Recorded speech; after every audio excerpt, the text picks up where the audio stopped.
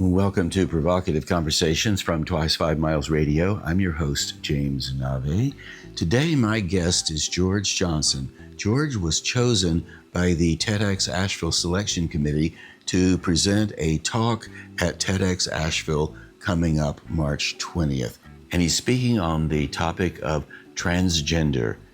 George is a well-spoken, provocative young man with a lot to say.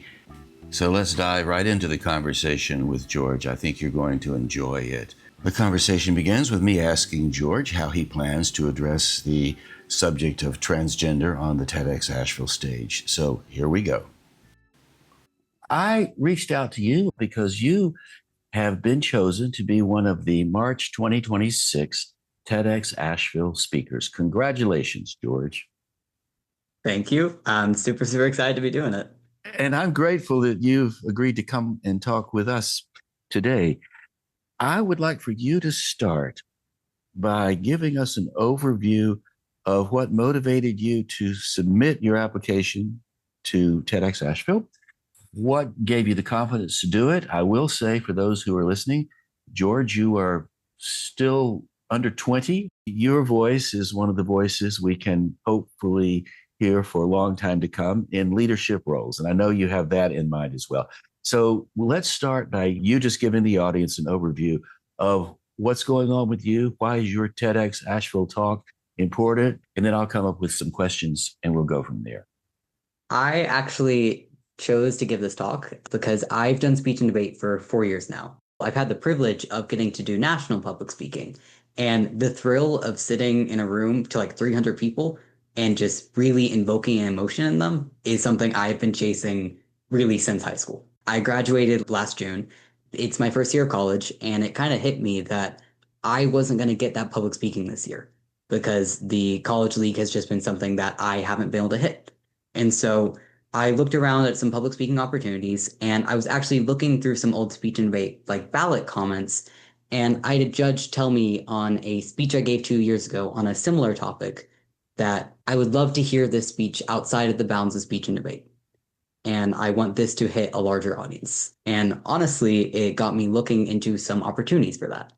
And it was actually my high school principal who had reached out to me telling me that she's running this cool new program in Asheville that she'd love me to get to apply to. And so that started the journey for it. And my biggest thing with it is that my talk is surrounding a lot of my identity. And I, as a trans speaker, came out in the 5th grade because I saw someone on YouTube who had come out to their parents. And their bravery allowed me to have that moment of just clarity. And now that I'm in that spot where I'm having a stage, I'm able to be at an age where I can both hit the adults in the room and also hit the younger audience, where if I can just invoke some type of kindness, some type of clarity for those younger people and those older people. The Trans National Railroad, transportation, transition. To trans means you're going to go from point A to point B. Please explain to those people out there who are grammatically unfamiliar with the insider phrasing exactly what you are talking about and how you apply it to this idea of the Transnational Railroad, or I'm going to transition from the West Coast to the East Coast, or vice versa. So the trans I'm talking about here is transgender. I was born the youngest of 4 girls, and when I was around 10, so 5th grade, I told my mom, I sat her down while she was watching the movie Zoolander, and I told her that I wanted to be a boy. And then from there, it wasn't some like magical shift. It was about a 8-year journey of getting like treatment of doing social transitioning, going from that point A of being seen as female to point, honestly, A.5 of being seen as this weird like in between a male to female. And then finally landing at the male, where now I get to walk outside and people don't really assume anything besides the fact that I'm a cisgender male, as in cis being born male. But it's kind of interesting getting to do this talk and getting to inform people that not every transgender person looks the same or acts the same. Because I think in the news a lot, we see this like specific imagery of what a transgender person is. And in a lot of ways, I fit into it. And in a lot of ways, I don't. And it's kind of fun getting to just surprise people, being like, hey, we're here. We've always been here, but we come in all different sizes and fonts. So you say this awareness arrived for you when you were 10 years old. Mm-hmm. 10 years is 10 years old. That's very young. Did you have a sense that the goal of transitioning from girl to boy would require any courage, or was it just simply something very natural? Like, well, I really don't feel that comfortable here. I want to go there. Whereas as an adult might go like, this is going to take some real spine to make this happen for me. What's the difference there? I think honestly, being a kid when I came out did help me in a lot of ways because I was at a stage where all of my peers hadn't even hit puberty yet.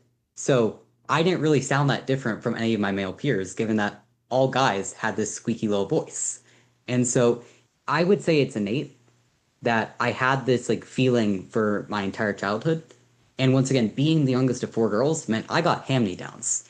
And thankfully, some of my sisters were tomboys. But there was always this little feeling that I think really hit in the start of elementary school that it wasn't necessarily just tomboy, that the feeling of my old name, the feeling of being seen as a sister, not a brother, just really hit. And it was about fifth grade, yeah, I actually had a kid in my class who ended up coming out as transgender. And that was after a few months of me already having heard the term through online. And so it was a little bit of an easier process now than when I'm an adult. So, fun little fact, I mentioned earlier that I now have the privilege of being seen as a cisgender male, but that's actually come up to be a little bit of a problem giving this speech in the sense that I have now gone to college and everyone there assumes I'm a cisgender male. Like I'm in the males' dorms, I'm in student government, I'm in all these like positions where people see me, they know my name. I'm at UNC Asheville, a place that has maybe 3,000 people. So you get to know everyone. So now I'm coming out with that whole little question you're asking of is it easier as a kid or as an adult? Because now as an adult, I'm having to have that much more courageous action of I'm walking in knowing I'm about to come out to all of my peers, even though they don't know that yet. Being an adult, I know all the bad that comes with it, along with the good. So coming out's an interesting concept. I'm coming out of the house and I'm going to go to the movies. We all come out. In a sense, you could even speak of it theologically. I'm reborn every day. I'm coming out of the night into the new day. So I'm thinking it would be interesting to have you reflect because I'm glad you brought this up. Now I'm almost 20. I'm at UNCA. I'm in the male dorms with my colleagues. People don't know I have trans from girl to boy. Would you say that the coming out part when you were 10, would it be fair to say you came out or were you just there? You didn't actually come out. It just seemed a natural part of the being in. And then now you're coming out in a different way because you're announcing out. In my 18 years of living, that's actually something that's never quite crossed my mind. But I would say you're kind of right on that in the sense that when I was little, it was scary. Don't get me wrong. It was one of the scariest moments of my life. However, it was also this foreign concept because I had just seen it online. I had seen it from my classmate. I'm in Asheville. I've always lived here, a place that's fairly liberal in most places. However, it also still had this underlying knowledge of this is different. So when I had that talk with my mom, once again, she was watching a movie. I think when we think of coming out a lot, we think of those like big movie reveals of like sitting down with their parents and having this really tough conversation. That conversation with my mom was more like a 3-year conversation. She was very accepting in that moment, and like throughout it all, she's been like my number one ally. However, it also wasn't just a once again like one and done. Compared to now in college, I've come out to a few of my close friends, and it has been a one and done. It's been a I tell them, and they process it. But because I'm already being perceived as male, there's not really much of a shift that comes with it. When I was little, there was that shift and there was that processing time where it wasn't just that one conversation of, Mom, I want to be a boy, or Mom, I am a boy. It was, Mom, I'm a boy, but there are steps that I need to get there. So as you're describing this, I am seeing the cocoon and I'm seeing the butterfly emerge. So when you were 10, you were experiencing an emergence, a coming out in the sense of rising from one thing into another over a slow period of time. A bit like the sun doesn't just appear in the sky, it actually has to come up because the earth turns.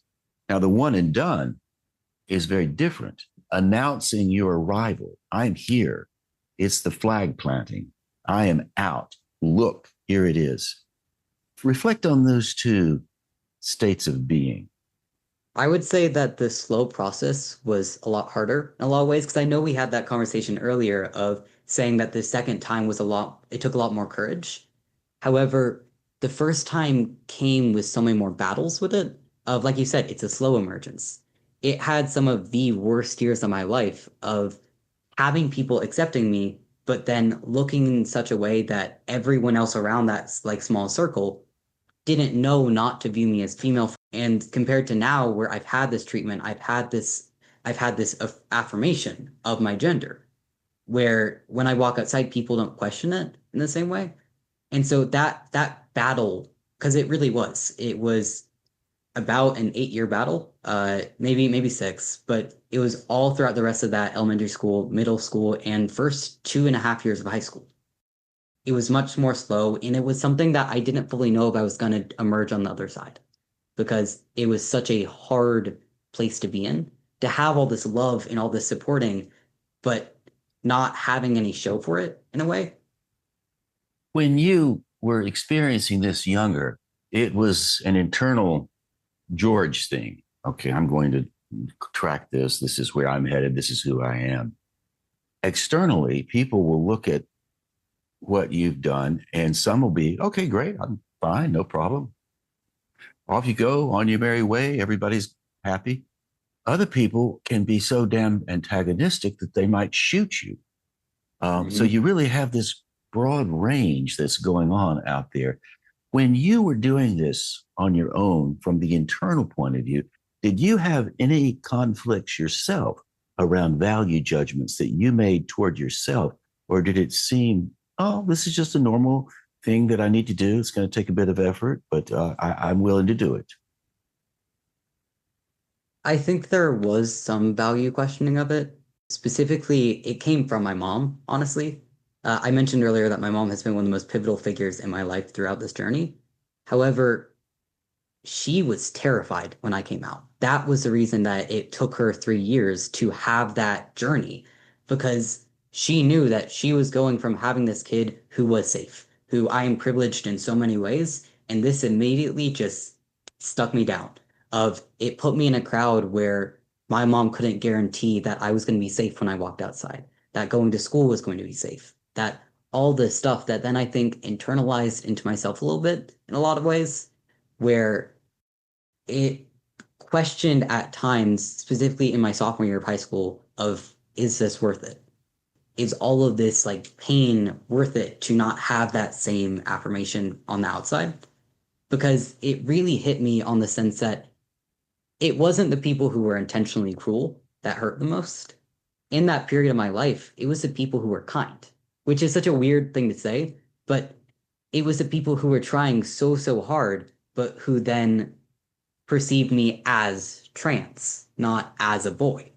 And so that was the hardest battle for me because it was saying, I can't be mad at these people. There's nothing they're doing wrong, and there's nothing I'm doing wrong. It is just a way of being perceived. And I think that was probably the hardest conflict I had in that of saying, wouldn't it be so much easier to just go back to being a girl, to just have all this to, it would be significantly easier in my social life, in relationships, and all of this, and getting a job. But I think it did kind of sit with me in that year a lot that it wouldn't be worth it because it wouldn't be me in so many ways, that I wouldn't want to live a life in hiding compared to living a life where even if it's painful, I still am able to live freely. So, as you have moved into this adult realm, transitioning from girl at 10 through to young man at almost 20, one of the things that I know from a male point of view, I never experienced that. I was just, okay, here I am. Now here I am. And that's that. I didn't have to come out as anything. Males have sets of codes that they use. Now I'm thinking if you started at 10 and you were working from the point of view of male from 10 on, you probably learned all of the male coding. And when I say male coding, what I mean, two men on a street, one guy Well, my sitting on a stoop in Brooklyn, and the other guy walks by, and there's this slight male nod that few people notice, but I go in peace, just a little male nod. Can you speak to the coding and also to just the general dilemma we have about who we are and why we exist and our reasons to be? That is actually something I have wanted to write a thesis paper on, of noticing the differences of being perceived as male versus female, and especially that weird in between, like I noticed, because there was majority of my life that I was being viewed as neither.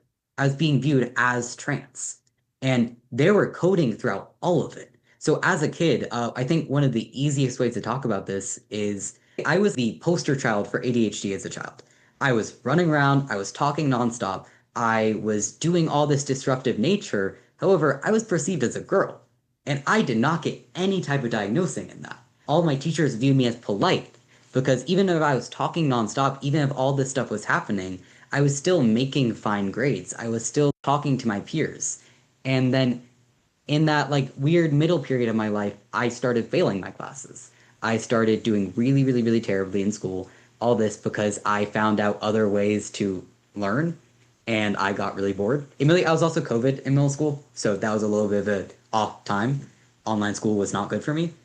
But the biggest thing I noticed in that is the minute I started being perceived as male, people would not question whether I had ADHD or not. It was just an automatic assumption of the more I talked, the more I was walking around, the more I was like doing all this stuff. It was just this like shift in people's brain of, oh, yeah, that's what this is.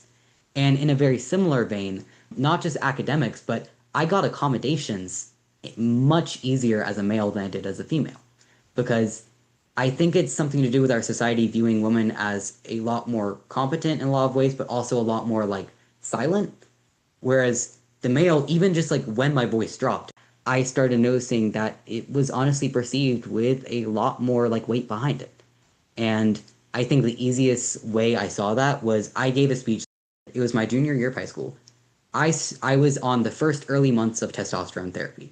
So my voice hadn't dropped yet. I looked at a video the other day. It was high. It was like a squeaky Mickey Mouse. But I was giving this speech and I noticed judges really, really, really connecting with it because they were seeing this like child giving their story, talking all about like the weight of being queer in today's age. However, by December of that year, my voice had dropped. And with that, I noticed immediately I was no longer questioned of people didn't start seeing me as incompetent. Like when I walked in the room, my fidgeting, my nervousness wasn't seen as a weakness. More so, it was seen as a type of not quite charismatic, more something to be loved in a way. It was this little moment of just like, oh, that's cute, that's admirable, compared to that's weird. And my last little thing on the perception, because this is something I find very, very interesting, is I think I noticed that like little male coding the absolute most in the sense that I've had female friends my entire life. It was a bigger shift though when I started testosterone, is that I'd had some very close male friends throughout my early childhood, and then in middle school I started switching to more female friends. And in that group, I honestly recognized the scariness of being perceived as a cis male in a lot of ways, in that I would have arguments plenty before. I did speech and debate. I'm someone who argues. But when my voice was high, when I was being perceived as trans or as female, it wasn't scary. People didn't have any type of reaction to it besides being like a little annoyed at having an argument. However, I noticed a really big shift that happened when my voice dropped, where a lot of my friends who are female would kind of have this turnoff of an argument before that was normal would now be perceived as a type of trigger. And it's something that was really scary to me to now be seen as almost unsafe in these spaces. Whenever I walk outside, I do the male nod. I do like I get called bud and like sir and all this stuff of like these male mannerisms, even just taking up more space. Like I became more confident. I walk more with my chest now. I do the man spread. Like all these little things that we kind of joke about, but were privileges I didn't even recognize until other people start perceiving me this way. Came with this whole like ups and downs in it. Staying on this for a moment, you Yeah. said when I was a girl, I was perceived one way. When I was trans, I was perceived another. Now that I am a boy slash young adult, young male, I am perceived in a different way. The idea of being trans is not something that is a fixed star. So, at what point do people who are identifying as trans stop identifying as trans? Or are there people that just identify as trans and that's their identity? I think it can be a mix of both in a way. Of I know men who have lived stealth their entire life and will never be anything but stealth, as in not coming out as transgender, as in always keeping that cis privilege. Because honestly, most of it comes down to the privilege of I am now at 18 being perceived as having had male privilege my entire life, when in reality, I've only had it since I was 16 and a half. And now it's this conversation of, am I about to give all that up to be perceived as trans? And with that, I think it's a battle that a lot of people face because not everyone wants to have to be a spokesperson. I honestly enjoy it, and where I enjoy being able to educate people, being able to talk, tell my story, all this. 2 years ago, that wasn't true. 2 years ago, I would have given anything to just be seen as male and give up the trans identity overall. However, now that I am in a comfortable space, that I have the body that fits with me, that my voice aligns, all this, it's easier for me to talk about it. And it's easier for me to give up that privilege in a lot of ways, even if it's still scary. So, as a male coming out with your TEDx Asheville talk, revealing how you managed to arrive at maleness, you are saying, I'm coming out as trans, but wouldn't it be fair to say that you are formerly trans and now a male? Because you can't really come out as trans because that's history. Or will that be That's true. perceived in a different way by the people that you present this to? This is complicated, George. I'm glad you have to do it, not me, Yeah. man. But I am curious. It is. And it definitely feels scary being the spokesman for this community, given that I know that I still have a lot of privilege in this. I know that even if I am being now seen as trans, it still comes with the fact that my voice is low enough, my mannerisms are male now, that I don't think it's going to necessarily bring as much danger as it would have when I was 14. And God forbid, it's not going to bring as much danger as I was if I was a black trans woman. There's this layering of it. I'm giving this talk because I'm safe, because I live in Asheville. I would not be giving this talk in, honestly, places 30 minutes out from here. We are in a bubble of liberal space, but I'm giving this talk because I'm safe to do so. And on that whole little thing of whether I'm coming out as trans, I would say yes, because there's still progress to be made in the sense that I still have a few surgeries down the line that I'm planning on getting. And the biggest thing is that I honestly, an hour ago, I just did my testosterone shot. That it is a weekly shot I'm going to be doing the rest of my life. That it's something that even if I am now male, because I always have been male, it's just now it fits the body and the mind. So I think it still is under the umbrella in my personal life as being trans because it's still moving forward. Good answer. We are a part of all that we've met. We bring forward to this moment everything that we've encountered. They say we all have male, female in us. And if that's true, what part of the female aspects that you do remember that are part of you, what part of those have moved forward into your maleness and serve you in ways that are creative, useful, positive?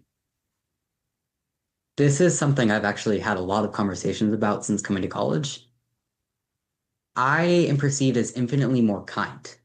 That those admittedly pretty misogynistic things that we teach young women to hold space for men, to always like be willing to listen to the other side, that's something that I bring into my maleness that while I'm not going to let people walk over me, while I still am an arguer at heart, I try and hold empathy in a way that I think a lot of cisgender men are not taught to, because I think a lot of cisgender men are taught to hide their emotions. They're taught that this isn't okay to be feminine.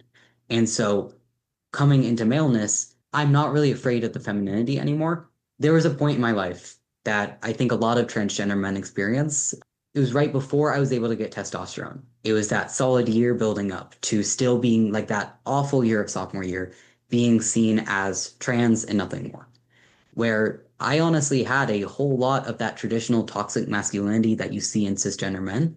If you've ever heard of the, I think it's called temporarily embarrassed millionaires, it's this concept where people within a social group will then attack or say things to put down people within their own group just because it puts them on a higher spot.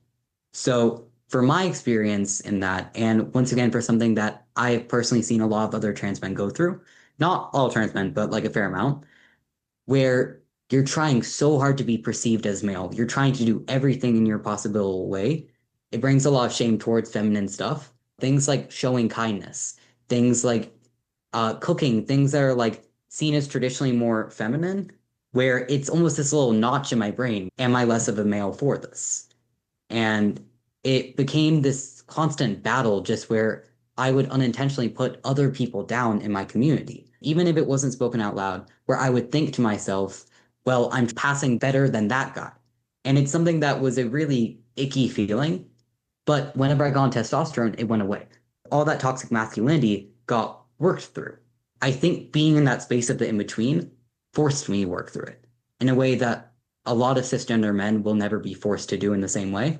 A lot of cisgender men are never going to be in that position where you're trying so hard to be as like masculine as possible, and suddenly you just are. That suddenly everything you were worried about just goes out the window because everyone just views you as perfectly masculine as all this. It's an interesting thing I've noticed, but I would decidedly say the empathy and the kindness is what I've brought the most. And it's something that I'm not really ashamed of as much as I was before. Well, it's worthwhile to have a bit of empathy and kindness. That is true. And I think we can develop empathy and kindness. I've never thought of myself as particularly all that overly empathetic, but I do have soft spots for people, and I can allow my empathy to come out. And when it does, it feels good. It rewards me. Kindness feels good when it comes toward me. If you're kind to me, I feel a little better. And I'm sure you feel the same way. There are a lot of people out there who, there are a lot of people out there that aren't able to see what we're talking about in a way that even allows them to get close to it because they're so angry about it. Do you have any thoughts on that? Can you solve that? Probably not. People are going to be angry. People are not going to be angry. 6 years ago, I would say no way. There's no way to change it. There's nothing. However, I think it was giving that speech a few years ago during junior year where I was able to see that there is possibility. It's harder because for a lot of judges, it wasn't just seeing that I was trans. It wasn't just seeing like the bad parts of it.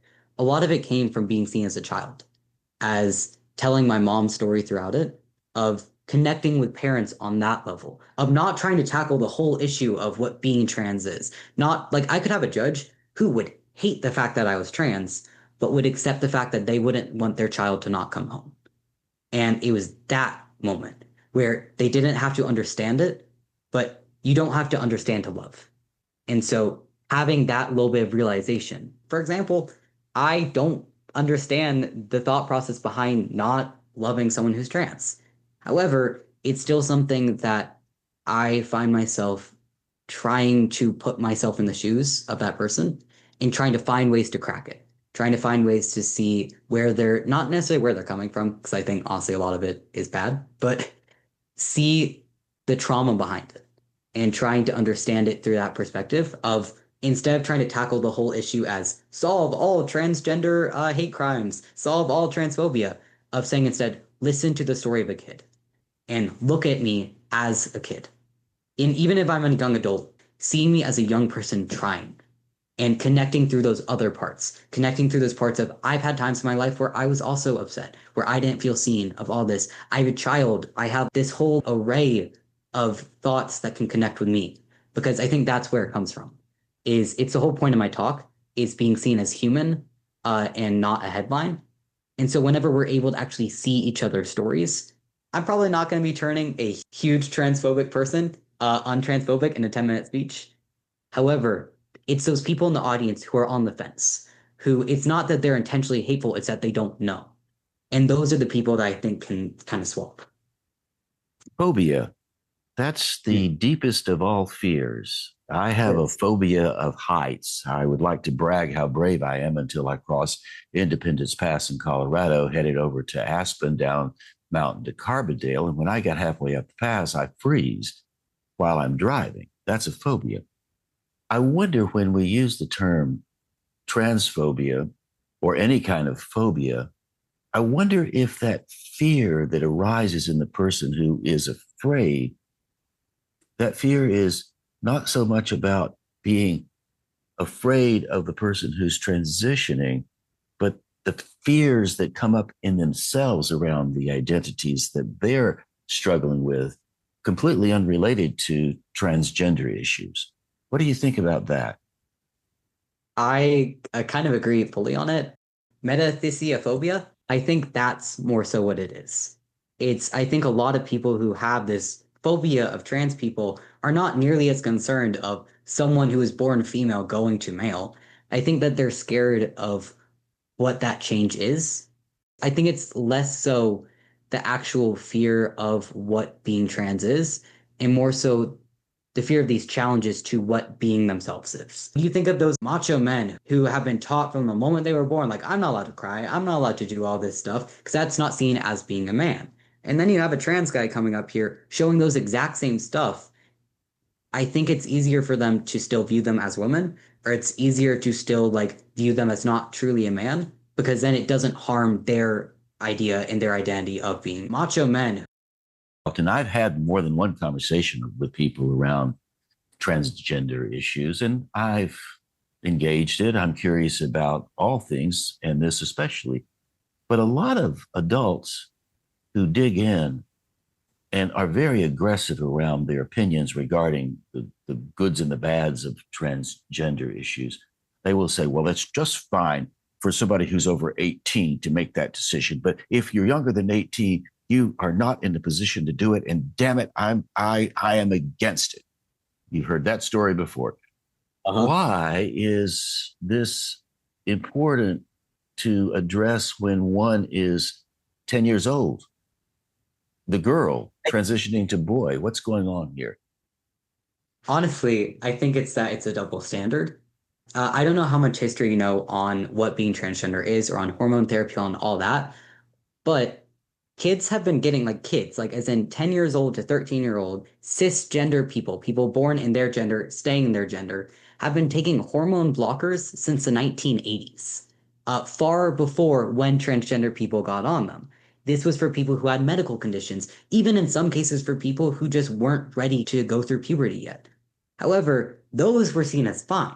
And keep in mind, those are still being seen as fine today. Like under all those like bans of hormone therapy towards children, it's just the trans people. It is not the actual, like, it is not anyone else on that gender affirming care. In a very similar way to gender affirming care, it's men who take minoxidil to regrow hair. it's women who get breast augmentation surgery.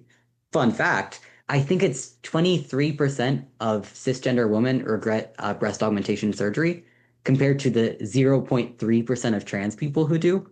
So it's this constant double standard of saying one group is allowed to have this while the other group isn't. However, all the laws, all the conversations surrounding it completely paint it as, oh, the entire thing is bad. And so I don't know, it's just something I think a lot on in that. I can tell you do, George, and I can see you have lots of depth around this. Speaking of depth, you are turning your attention now to the rehearsal process for TEDx Asheville, March the Mhm. 20th at Dinah Wortham Theater. Ta-da, TEDx 2026 Asheville will arrive, and you will be one of the speakers. Can you give us, as we move toward the last 15 minutes or so of our time together, a sense of what you are doing with all of the experience that you have around speech and presentation and debate, and obviously you're articulate? How are you going to consolidate that into 11, 12-minute speech? What's it going to look like?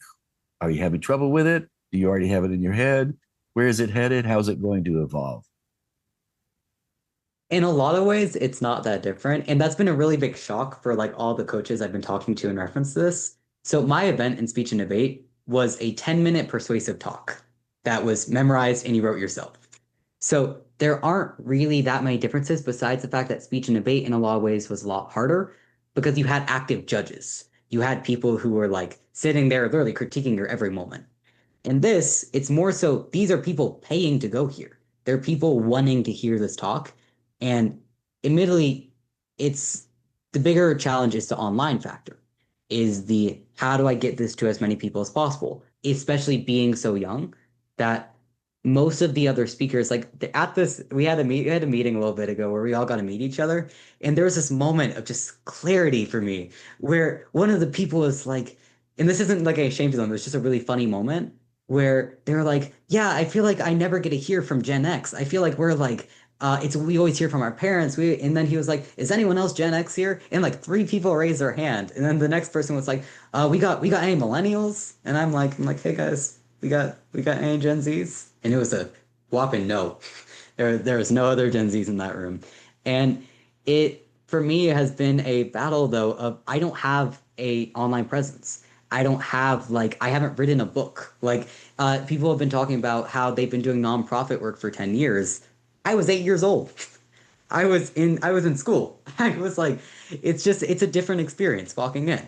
All leading up to that moment in March 20th, I'm having this constant battle in my head of figuring out how do I truly get this to reach as many people. And the bigger part of that as well is addressing the fact that I'm not going to be changing every single person's mind in the audience, but that I can try. That I can try and aim for the people who are on the fence, who just truly do not know. And I think that's the way I go about it is instead of assuming every single person is going to be transphobic, that it's like a one or done, assuming that most people are in the in between, that they're in the I haven't heard the right thing to truly move me to become actionable on this. I think the story part of it is that I plan to center my talk around giving my story because I think a lot of the transphobia comes from, once again, I mentioned earlier, 30 minutes out, a lot of people can't name a transgender person they know in their life. And so this talk allows me to introduce myself, to say, now you do know someone. You see that I'm normal, I'm boring, all this. I think the easiest thing to compare it to, not necessarily specifically me, but just having these trans speakers, is during AIDS, there was a really big outcry surrounding gay men. And it was a huge rise in homophobia for the next 2 decades. However, one of the honestly larger shifts in that mentality was the Ellen show, having this gay figure who was just normal. It wasn't any type of like scary thing. It wasn't like necessarily because everyone always talks about trying to like push stuff onto people. It wasn't any of that. It was just her talking. And so with my talk, that's kind of what I'm trying to do is just to give a platform to say, hey guys, we've always been here, but I'm introducing myself and really trying to hit on the parents of it. I think that's the biggest thing. And I would think most of the TEDx Asheville audience, as well as the general TED audience around the globe, bring a level of curiosity to the listening that's natural for that category. So Yep. they won't have as much fear, maybe some, maybe uncertainty, maybe they're just not sure. But I would think curiosity would be the biggest driver. And that might mitigate or that might minimize any of the fear they have or soften the fear and open them up in a way that other people might not. The people that live 30, 40, 50 minutes out of Asheville, or people that live right in downtown Asheville, it doesn't really matter. The people who don't understand it and are fearful of it likely are fearful because they just have no reference. I think one of the ways I've gone about that in the like writing process of this, because keep in mind, I'm in the earlier drafts. I've written a speech. I've worked with the coach. I'm submitting my rewritten speech like next week. All this. It's been going to the two TEDx round rug tables in Asheville, where you get to go and give a mini version of your speech to the community, and seeing how well that's done. My entire speech goes on this premise that I'm not going to drop no matter what. It's what this speech is starting with a question of what is 60 seconds? Three pets adopted, it's 52 weddings, 155 children born. But it's also every 60 seconds, according to a Trevor Project, when a queer person attempts suicide, and that trans people are twice as likely. And bringing that framework into it, I found through those two Red Rug Table events allows people to really clearly see what the issue is immediately before I can transform it into my own story and my own telling. The challenge with that I'm working on and think I found a solution to is there's a moment in any type of public speaking. If you go too fearful, if you go too painful, people turn away. It's just a level of uncomfortableness where people turn off. So my battle has been balancing that pain of my journey with the hope and the joy. And admittedly, my name is George Hope Johnson. So that's been something I kind of market off of a little bit. Bringing up that joy of just being seen as male, of these like little things that we don't think about, of getting to shave my face, of like being called sir in public. Like these tiny little things that just bring me such joy. And so it's this little thing. Yeah.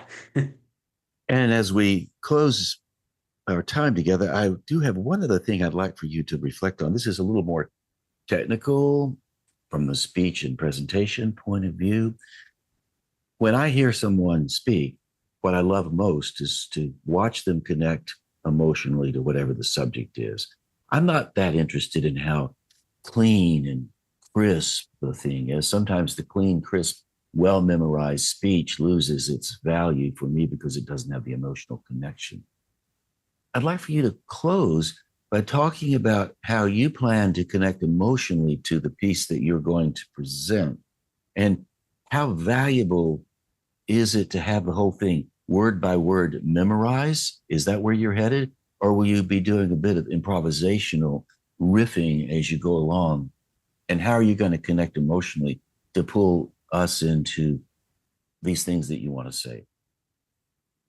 So I think I mentioned this earlier that in speech and debate, getting to those final rounds at nationals of this moment where I could look in the audience and out of the 300 people there, about 200 of them were sobbing their eyes out at a speech very similar to this. It was something where I think I have cried in quite a few versions of even giving this draft because it's the most personal thing I've ever shared. When looking at it like in writing, it doesn't look really as emotional. However, when delivering it to my mom, she started sobbing. And like it wasn't like necessarily a bad sobbing, but it was a wake up. And for her, especially getting to see the progress of it, because she's been seeing it since the very beginning when I first applied. And she's been preparing me for, hey, you're probably not going to get it. Hey, this is competitive. So for that moment of just clarity for it to be like, this hits. And it's still going to be evolved and like changed and changed and changed. But for me, the 10-minute fully memorized is how it works best because I can focus less on do I know the words and more how can I like lock eyes with the audience and really get my physical presence there. And admittedly, I got yelled at throughout my entire speech and debate career. Of it was always told in my circuit that George Johnson never gives the same speech twice because even though this meant to be memorized script, very oftentimes I would say something that was just so wrong. My speech and debate coach used to joke that I spoke in like in Pig Latin, that I would say something so confidently, but so wrong. Like one time I said there was 428 countries with six bills in it, and that's wrong. That's wrong. It's six countries with 428 bills. But you know what? You say it confidently, people trust. And a little bit of bad logic there, but it is memorized. But I also know my speaking style, and that nothing I memorize is ever going to be word for word. It's going to be I know the structure. I know how to insert part of the speech that I skip over back into it. I think it's worth noting as we close, Mhm. memorization has a lot more to do with the relationship you have with the text, just like you have a relationship with a person, and a lot less to do with do I have the words right? The words right are it's just a little part of a much bigger integration that happens. I mean, in some ways, memorization, when it's done with that kind of goal in mind, you become very different. In a sense, memorization is a transitioning proposition as well. You have to transition into the essence of whatever it is that you're memorizing.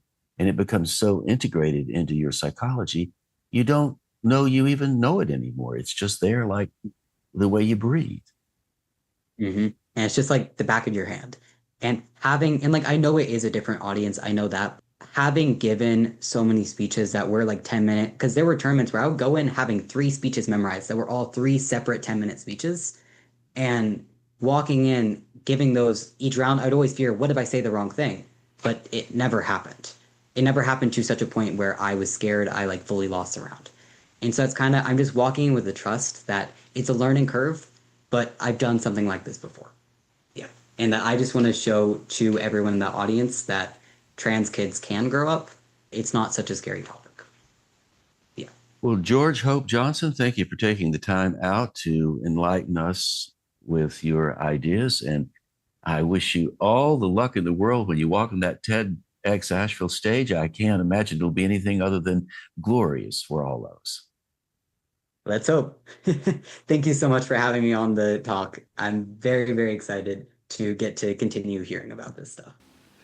And there you go, my friends. Thus concludes my conversation with George Johnson. I'm more excited than ever to be at the TEDx Asheville presentation on March the 20th and hear what George has to say.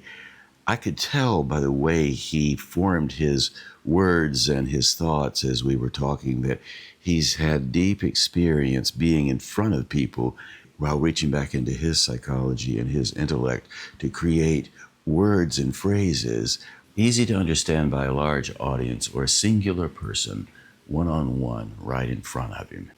So George clearly had a well-established connection intellectually, emotionally, and spiritually to the ideas that he feels moved to present to the public around transgender issues. On March 20th at the TEDx Asheville gathering. By the way, the theme for this year's 2026 TEDx Asheville gathering is Embrace the Mess, which begs these four questions. Where is the mess? What constitutes the mess? What makes the mess? And why would one embrace it? So to answer the first question, where is the mess? The mess is everywhere. And yet if you ask the mess if it is messy, the mess will likely say, no, I am not messy at all. I am organized. It's just that you don't quite understand how I've organized what you're looking at right now. So implied in embracing the mess, of course, is to embrace all of life because life seems messy. In his poem, The Emperor of Ice Cream, Wallace Stevens says, let be finale of seem. The only emperor is the emperor of ice cream. So when you encounter something that seems very messy, it might not be as messy as you think once you embrace it. Let be. Just be in the moment and see what happens because you understand how to make meaning out of everything you embrace. And that's the secret to all of this. And I think that's something that George understands. Now we come to the second question. What constitutes the mess? The mess is made up of how you perceive whatever it is that you are engaging in, whatever it is that you are embracing. Even the most organized apartment might seem messy in its organization to someone who prefers the more wild aspects of things, like the field that is growing full of wildflowers that doesn't seem particularly organized to the person who has the engineering mind that wants everything to be in human order. And yet the wild field has a mind of its own, and it constitutes its own mess, which is its own order. Again, George, I believe, understands this. We're looking forward to seeing what he does with it on the TEDx Asheville stage. So now we come to the third question: what makes the mess? Could it be that mess doesn't exist at all? Could it be that what we consider making mess is us declaring what we're looking at as messy? This is messy. Because when you think about the creative work that you've done over your lifetime, mess is definitely the currency of the creative work. It's where the energy lies. The messiness invites you to engage your own need to organize, to make meaning out of things, to figure out what to do with something that seems messy on the face of it. I will say that when I was in high school studying algebra, I always thought all of the algebraic expressions were messy. Not because they were, obviously they're not. Mathematics, very well organized. I had a messy perspective of something because I didn't understand it. It was my lack of understanding that made something that was well organized seem messy to me. Let B be. I didn't understand that as much as I understand that now. So when George steps on the TEDx Asheville stage in March to talk about transgender issues, he is bringing order to a messy subject that a lot of people just don't understand, and many, many people are afraid of. And as you know, fear generates a great deal of variables in life. George understands this, and yet he's still stepping on the stage. So now we come to the fourth question: why would anyone embrace the mess? Well, what else is there to embrace? What we see in the world seems messy and orderly, and that tension between mess and order is another kind of messiness. So why would we embrace it? We embrace it because that's just what we do. My good friend Kevin Cannon, who is an artist in Taos, often will say when people are talking about the creative work they do, he will say to them with a smile on his face, "Please, come on, you know very well, that's just what we do." And I think Kevin Cannon has got it right, and I believe George has it right as well. George knows that that is just what we do. Why would one embrace the mess? Because it is in our nature. Our nature as creatives, and we were born with this, our nature is to reach out and embrace what's in front of us. I was in an art store a couple of days ago looking at a young mother holding her child who couldn't have been more than 4 or 5 months. And the little child was poking its finger at all of the colored pencils, laughing and poking its finger at the colored pencils. And I thought, this child is learning something by pointing at the mess, and in the point, thus the embrace. So we all have that natural childlike sensibility to embrace whatever is in front of us. We call it mess. Perhaps we could call it something else. We're embracing life.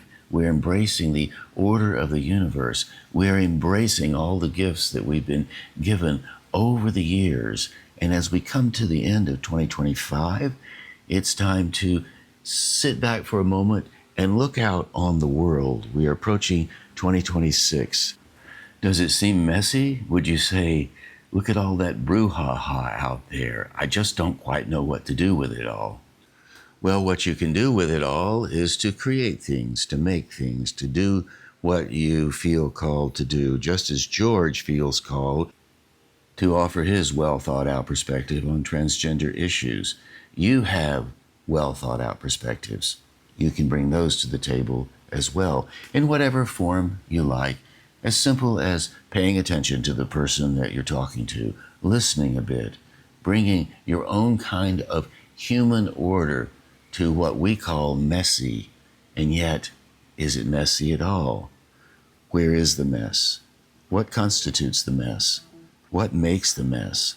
Why would one embrace it? You embrace it because, as Kevin Cannon says so often, hey, come on, really, that's just what we do. And on that note, I'd like to thank you ever so much for spending this time with me. If you're listening to this on WPVM FM or KCEI, you're listening over the 2025 Christmas weekend. So I hope you're having a happy Christmas, a happy holiday, however you celebrate this season. And if you're streaming this podcast on any platform and it's not December 2025, the world is still messy, so you can still embrace it and make something of it, like George is making something of his talk for TEDx Asheville coming up on March the 20th. I'm excited about that. Again, thanks ever so much for tuning in. This is Provocative Conversations from Twice 5 Miles Radio. I'm your host, James Nave. This show airs every weekend on WPVM-FM in Asheville and KCEI Cultural Energy Radio in Taos, New Mexico. Thank you to Devine Dial for managing WPVM-FM in Asheville, and Robin Collier and Mike Tilley for doing the same with KCEI Cultural Energy Radio in Taos, which also broadcasts up into Colorado for those of you who are listening in Colorado. I hope all is well in that kingdom. If you'd like to reach me, nave@jamesnave.com. I would love to hear from you. I would appreciate an email. It's good fun to hear what's going on in your world. nave@jamesnave.com. And Walter Parks, thank you for the theme song. I appreciate the theme song and other music that I'm able to drop in that you've gifted me over the years. So there it is. We've arrived at the end. Thank you for spending some time with me. I do hope you come back sometime soon. And until then, maybe if I'm lucky, I'll catch you on that turnaround somewhere down the line.